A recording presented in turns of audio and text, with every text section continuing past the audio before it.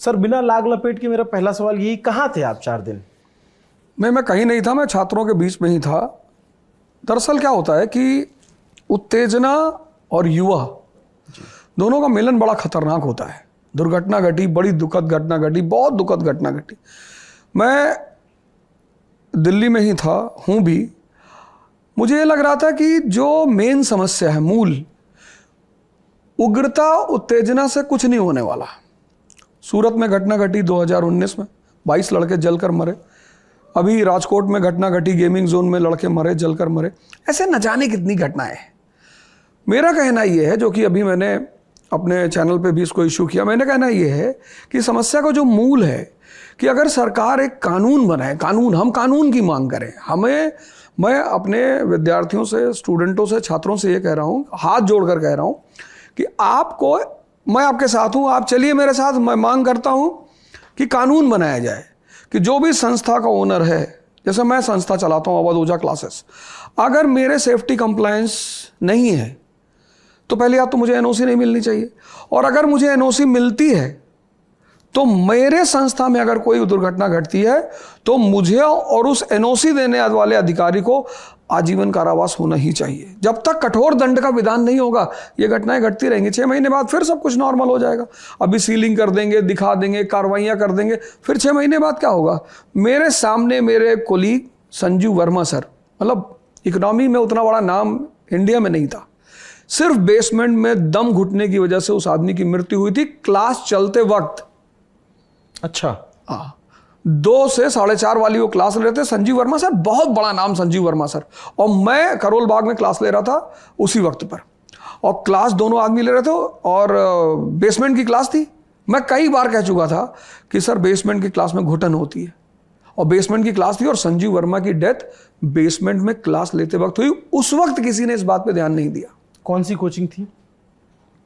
वाजीरामन रवि ही थी, वहाँ पे इकोनॉमी के वो टीचर थे, वहाँ क्लास ले रहे थे। बात घटना आई गई हो गई, किसी से कोई मतलब नहीं रहा, वो बेचारे चले गए। लेकिन बेसमेंट की क्लासेस और बेसमेंट में बैठना तो बहुत घातक है, बहुत ज़्यादा घातक है। मुझे एक घटना याद है, मैं क्लास ले रहा था, एक लड़का आया, नया लड़का था। उसने कहा सर ये बेसमेंट के क्लास में तो एक ही एंट्रेंस है। मैंने कहा हाँ बेटा है तो एक ही एंट्रेंस। कहा सर कोई घटना घट जाए तो हम भागेंगे कैसे? 500 की क्लास, 400 की क्लास। सबसे पहली चीज जो होनी चाहिए, एक तो सेफ्टी कंप्लायंस, दूसरा limited number of students in every class. सारी कोचिंगों को आदेश दिया जाए, मेरी भी तो चल रही है, कि मिनिमम 100, मैक्सिमम 200 से ज्यादा किसी क्लास में छात्र की संख्या नहीं होनी चाहिए। कुछ चीजें हैं जिसमें अगर सरकार चाहती है कि ऐसी घटनाएं दोबारा ना घटें तो उसको एक विधान स्ट्रिक्ट बनाना ही पड़ेगा, नहीं तो ये महीने 2 महीने की बात है, फिर चीजें शुरू हो जाएंगी।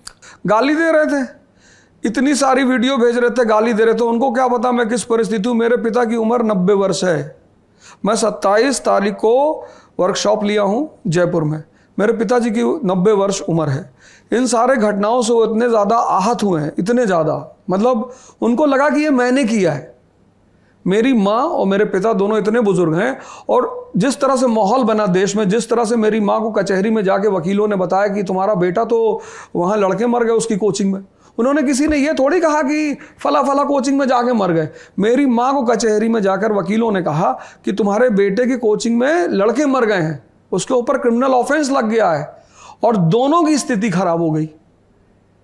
ये जो इन लोगों ने किया कि अवध ओझा कहाँ थे, अवध ओझा कहाँ थे, वो मेरे बुजुर्ग माँ बाप जिनको ये बताया जा रहा, समाज ये बता रहा है कि तुम्हारे लड़के ने किया, तुम्हारे लड़के ने।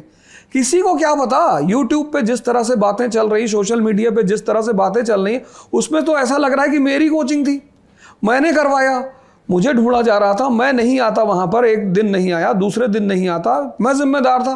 मैं 27 तारीख को निकला, मैं गुरु महाराज के पास पहुँचा, उनकी हालत बहुत ज़्यादा ख़राब थी। फिर मुझे पता चला कि यार दिल्ली में ऐसा ऐसा कांड हो गया है। इससे पहले कि मैं दिल्ली पहुंचूं मेरे माता पिता दोनों की स्थिति खराब हो गई। उनको जाके मेरी माँ को वकीलों ने बताया कि भैया आपका लड़का, आपके लड़के की कोचिंग में वारदात हो गई है, 3 लड़के मर गए हैं, आपके लड़के को अरेस्ट कर लिया गया है।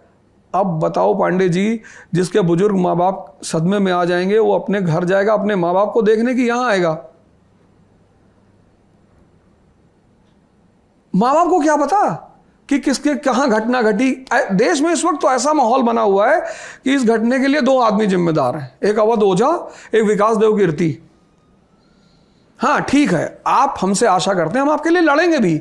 मैंने आज जो मांग रखी है, मैं उसकी एक ऐसे थोड़ी होता है कि 1000 लोग सड़क पे आ गए। लॉ एंड ऑर्डर भी कोई चीज़ है, किससे मांगना है, क्या डिमांड रखनी है, क्या फ्रेम करना है, ये सब। नहीं सर, प्रोटेस्ट तो राइट है ना स्टूडेंट का। एकदम राइट है, प्रोटेस्ट एकदम राइट है, लेकिन मांग किससे करनी है, मांग क्या करनी है? जैसे मैंने कहा 4 मांग कर लो।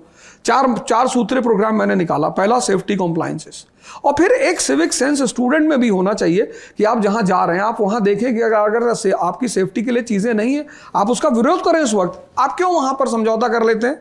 सेफ्टी कॉम्प्लायंस अगर कोचिंग नहीं रखती है तो ये स्टूडेंट की भी जिम्मेदारी है कि वो लिखित दे। आजकल सोशल मीडिया के दौर में अगर एक बात आप ट्विटर, इंस्टाग्राम, फेसबुक, यूट्यूब पे लिखते हैं, सरकार तुरंत हरकत में आती है कि नहीं आती है? तो ये घटनाएं, अगर इसका विधिक कानून नहीं बनेगा, दबाव बनना चाहिए कोचिंग ओनर पर, अधिकारियों पर दबाव बनना चाहिए। मैं तो यही बात कह रहा हूं। मुझे बेसमेंट की क्लास मिल रही थी पूसा रोड पर 4 लाख रुपए कम में। गुप्ता जी जो मेरे ओनर हैं, उन्होंने मुझसे कहा आज भी मेरी बेसमेंट खाली है, जहां इस वक्त मेरी कोचिंग है अवध ओझा क्लासेस, उसकी बेसमेंट आज भी खाली है।